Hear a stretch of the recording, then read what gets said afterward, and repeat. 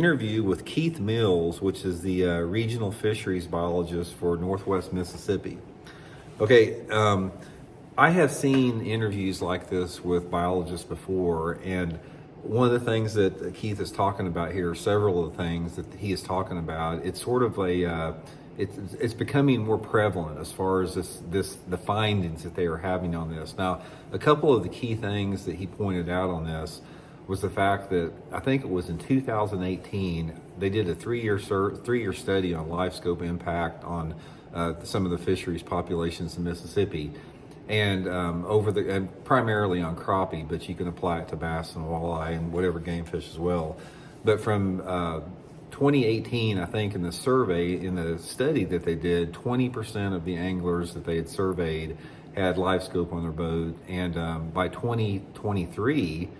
3 years later, or 4 years later, there was over 70% of the people that had it.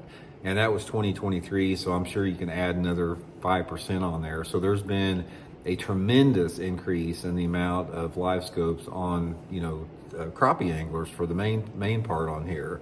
And a increase in the correlation success and catch rate. The catch rates have tremendously increased along with the usage of Livescope, and has prompted them. But one of the reasons that they're in the process of reducing some creel limits in the state right now because of various factors on there, but obviously that's one of them.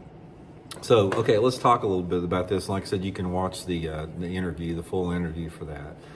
Now, here's the problem that I have with fisheries biologists on this whole situation. They're dragging their feet on it. It's like what Keith Mills was saying in this interview. I guess they had some meetings with some different biologists across the country. Every one of them are concerned about this. They're concerned about the impact that the cheater box is having on the sustainability of our fisheries, particularly up north. A lot of the northern fisheries that have the walleye and the muskie and the northern pike that are very easily targeted by the cheater box. They're having some significant impacts on the fisheries populations up there. But guys, here's the problem we have with this. We know this is a disaster waiting to happen.